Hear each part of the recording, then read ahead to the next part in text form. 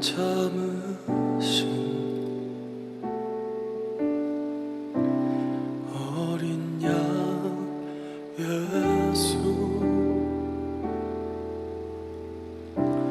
내 죄 씻어주시고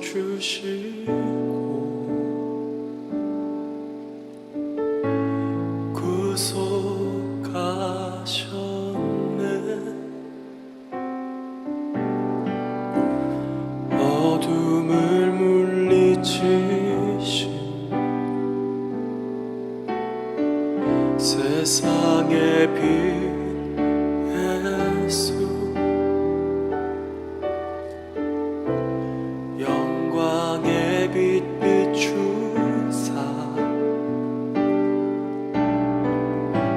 자유케 하시네.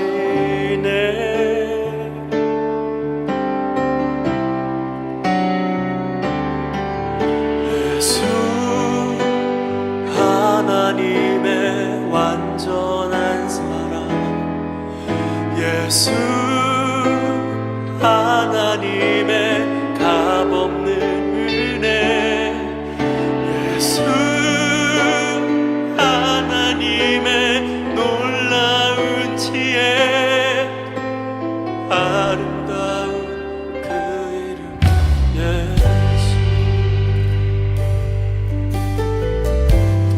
십자가를 참으신 십자가를 참으신 어린 양 예수, 어린 양 예수, 내 죄 씻어주시고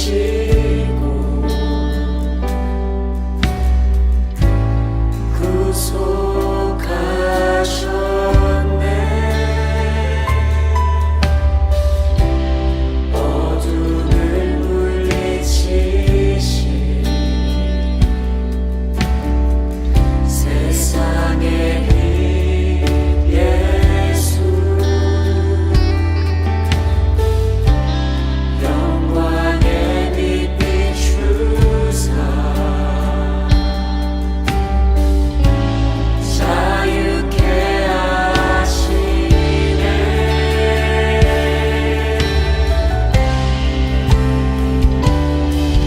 예수 하나님의 완전한 사랑, 예수 하나님의 값없는 은혜, 예수 하나님의 놀라운 지혜, 아름다운 그 이름 예수. 예수 하나님의 완전한 사랑, 예수 하나님의 값없는 은혜, 예수 하나님의 놀라운 지혜, 아름다운 그 이름 예수. 예수 하나님의 완전한 사랑, 예수 하나님의 값없는 은혜, 예수 하나님의 놀라운 지혜, 아름다운 그 이름 예수. 사랑합니다.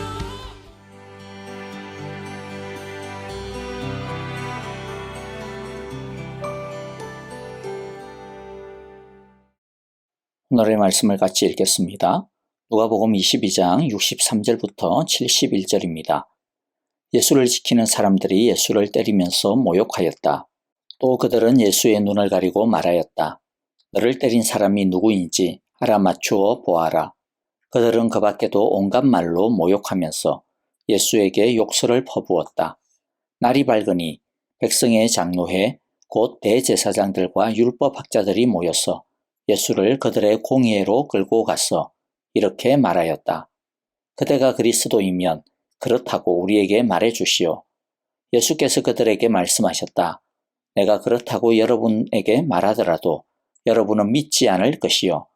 내가 물어보아도 여러분은 대답하지 않을 것이요. 그러나 이제부터 인자는 전능하신 하나님의 오른쪽에 앉게 될 것이요. 그러자 모두가 말하였다. 그러면 그대가 하나님의 아들이요. 예수께서 그들에게 말씀하셨다. 내가 그라고 여러분이 말하고 있소. 그러자 그들은 말하였다. 이제 우리에게 무슨 증언이 더 필요하겠소. 우리가 그의 입에서 나오는 말을 직접 들었으니 말이오. 아멘. 우리는 우리가 받은 구원을 흔히들 값없는 은혜라고 부릅니다. 우리가 구원을 얻기 위해 우리가 지불한 대가가 하나도 없다라는 뜻입니다. 공짜로 구원을 얻었다라는 말입니다. 그런데 이 말을 오해해서는 안 됩니다. 공짜로 우리가 구원을 얻었다고 해서 우리가 받은 구원이 가치가 없다라는 뜻이 아닙니다. 막판에 세일하듯이 그렇게 땡처리하는 그런 헐값이 아닙니다. 우리가 구원을 받기 위해서 우리가 지불한 것이 하나도 없다라는 뜻일 뿐입니다.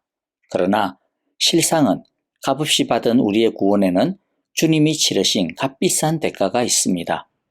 분명히 구원은 우리가 지불한 것이 하나도 없이 그저 받게 되어진 선물입니다. 그러나 그 선물은 엄청난 값을 예수님이 우리 대신 지불하신 것입니다. 죄인인 우리들이 우리들의 죄로 말미암아 받아야 하는 죄값을 우리 대신 예수님이 받으시고 지불하셨습니다. 죄인인 우리가 받아야 하는 조롱을 우리 대신 받으셨습니다. 죄인인 우리가 받아야 하는 매질을 우리 대신 받으셨습니다. 죄인인 우리가 받아야 했던 수치를 우리 대신 받으셨습니다. 죄인인 우리가 받아야 하는 찔림을 주님이 우리 대신 받으셨습니다. 죄인인 우리가 받아야 했던 멸시를 주님께서 우리 대신 받으셨습니다. 죄인인 우리가 받아야 하는 죽음을 주님께서 우리 대신 받으셨습니다. 예수님은 우리 대신 모든 죄값을 다 받으시고 지불하셨고 대신 우리에게 구원과 자유와 영생을 주셨습니다. 재판장에서 골고다 언덕 위에서 십자가에서 이 위대한 교환이 이루어졌습니다. 예수님은 죽고 우리는 대신 살게 되었습니다. 예수님이 우리에게 구원이라는 선물을 주시기 위해 우리 대신 지불하신 값이 어떤 것이 있는지 예수님의 고난과 십자가의 죽음의 말씀들을 통해 깊이 묵상하고 그 은혜와 사랑을 뜨겁게 느끼고 체험하는 오늘 이 시간 그리고 우리의 사순절이 되시기를 간절히 기도합니다. 예수님을 지키는 사람들이 예수님을 희롱하고 때립니다. 그들은 성전 경비대원들이거나 대제사장의 경비원들입니다. 그들은 예수님의 눈을 가리고는 때린 자를 알아맞혀 보라고 조롱하며 욕합니다. 이는 하나님 아들에게 행한 신성 모독죄입니다. 예수님은 힘이 없어서 조롱과 고통을 그저 맞고 당하고 있는 것이 아닙니다. 12군단이나 더 되는 천사를 동원하실 능력이 있으심에도 불구하고 예수님은 그저 묵묵히 그 모든 조롱과 모욕을 받아냅니다. 예수님은 죄인을 구원하시려는 하나님의 뜻에 순종하시기 위해 그분을 때리고 욕하는 자들의 멸시와 천대를 묵묵히 감당하시는 것입니다. 예수님은 오직 하나의 목표만 바라보고 있습니다. 죄인을 구원하고자 하는 그 길을 마련하시겠다라고 하는 하나님의 목표만 바라보고 있습니다. 사실은 아무런 가치도 없는 이 죄인들을 위해 기꺼이 감내하고 있는 것입니다. 날이 새자 예수님을 공회로 끌고 가 신문합니다. 공회원들은 예수님이 스스로 답변하게 해서 흠을 찾아내려고 합니다. 예수님은 다른 말에 침묵하지만 이제부터 인자는 전능하신 하나님의 오른쪽에 앉게 될 것이요 라는 말씀에서 예수님은 당신의 신분을 드러내십니다. 사람들은 너가 하나님의 아들이냐고 묻습니다. 예수님은 자신이 그라고 대답합니다. 사람들은 이 말을 가지고 예수님을 신성모독죄로 뒤집어 씌웁니다. 이 악한 사람들은 자신들의 꾀로 예수님을 드디어 잡아 죽일 수 있게 되었다라고 스스로 뿌듯해하고 자신들의 계략을 흐뭇하게 생각했겠지만 그러나 말씀하신 대로 예수님은 인류 대속의 사명을 성취하신 후 하나님 우편에 앉아 온 우주를 통치하실 것입니다. 예수님이 인류의 죄를 지시고 사람의 심판을 받으셨지만 그러나 진정한 심판자는 하나님 아들 예수님입니다. 나중에 우리 모든 사람들은 산자나 죽은 자나 할 것 없이 심판장 되시는 예수님 앞에 서게 되어 영생과 영벌의 심판을 받게 될 것입니다. 이제 말씀을 마무리하겠습니다. 우리의 구원은 하나님의 아들의 고난과 죽음이라는 값비싼 대가를 지불하고 주어진 것임을 기억해야 합니다. 우리는 우리의 구원에 담긴 그 사랑의 무게를 제대로 알고 느껴야 합니다. 주님의 사랑을 제대로 아는 것이 왜 중요할까요? 왜냐하면 우리가 받은 구원을 그 가치를 아는 만큼 우리를 향한 주님의 사랑이 얼마나 놀라운지 제대로 느끼는 만큼 우리는 우리의 구원에 대해 제대로 기뻐할 수 있고 제대로 감사할 수 있고 제대로 반응할 수 있고 우리가 얼마나 가치 있는 존재인지 우리의 삶이 어떠한 가치가 있는 것인지 제대로 알고 살아갈 수 있기 때문입니다. 사랑을 제대로 알면 그 사랑의 힘으로 제대로 변화할 수 있고 기쁨을 누릴 수 있습니다. 우리가 흔히 눈에 콩깍지가 낀다라는 말을 쓰지 않습니까? 사랑에 빠지면 보통 경우라면 도무지 할 수 없는 것도 아무렇지도 않게 도리어 너무나 기쁘고 신이 나서 해냅니다. 사람도 달라집니다. 이게 바로 사랑의 힘입니다. 우리가 주님의 사랑을 제대로 알면 그 사랑에 압도되어 사랑의 열매를 맺게 됩니다. 우리는 사도 바울이나 사도 베드로나 또는 많은 또 성도들과 순교자들의 이야기를 들으면서 야, 어떻게 저 사람들은 저렇게 살 수 있을까라고 고개를 절레절레 흔듭니다. 왜냐하면 도무지 맨정신으로는 살아갈 수 없는 삶을 살아가기 때문이었죠. 그들이 의지가 강해서 그랬을까요? 아닙니다. 사랑이 강해서입니다. 사랑이 의지를 강하게 하고 사랑이 믿음을 강하게 하고 사랑이 소망을 강하게 하기 때문입니다. 고린도후서 5장에서 사도 바울은 이렇게 고백합니다. 주님의 일을 하는 가운데 여러 위기들과 심지어 죽음의 그림자가 코앞에 닥치는 그런 상황들을 마주하게 되어도 끄떡없이 흔들림이 없노라고 도리어 주님을 보기를 원하노라고 고백을 합니다.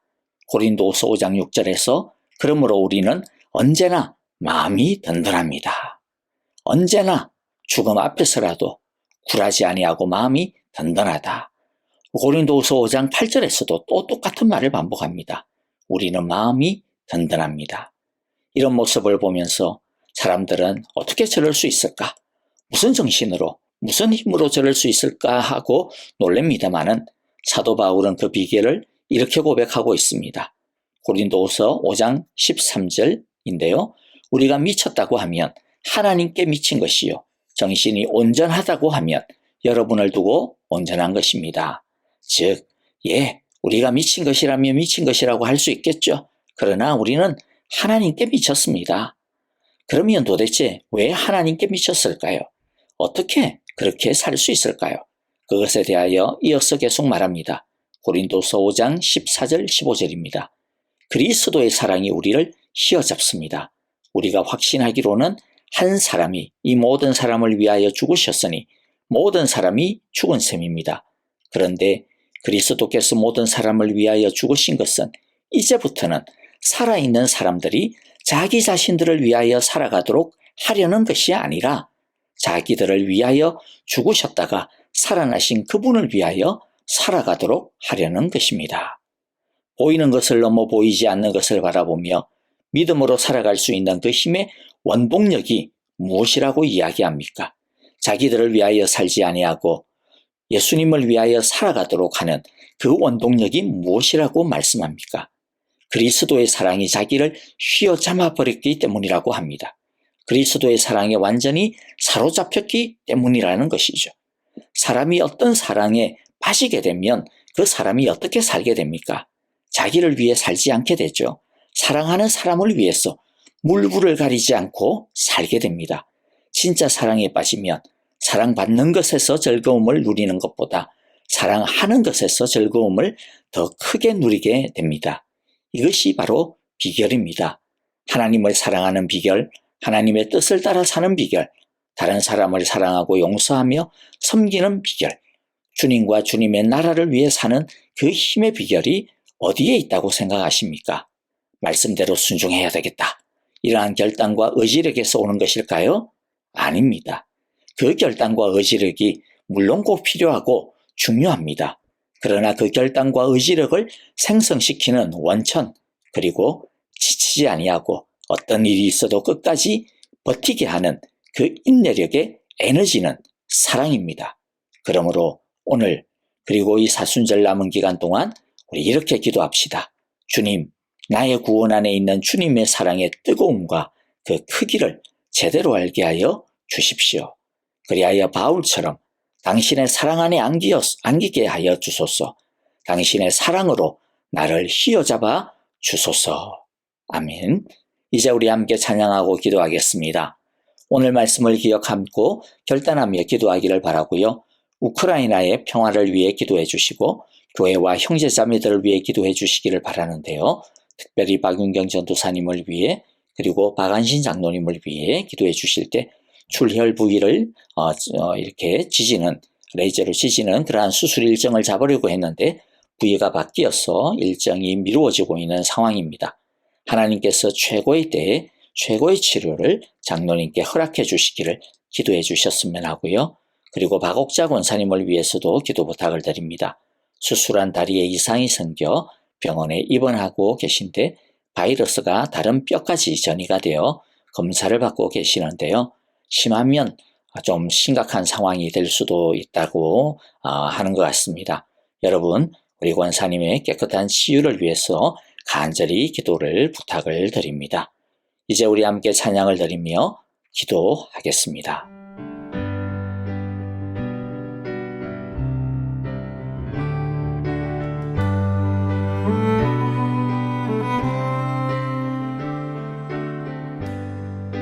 주님은 신실하고 항상 거기 계시네. 주 사랑은 뭐라 할까. 주 사랑이 내 생명보다 귀하고 주 사랑이 파도보다 더 강해요. 세월이 가고 꽃이 시들어도 주 사랑 영원해. 주님 사랑 신실해요. 주 사랑이 내 생명보다 귀하고 주 사랑이 파도보다 더 강해요. 세월이 가고 꽃이 시들어도 주 사랑 영원해. 주님 사랑 신실해요.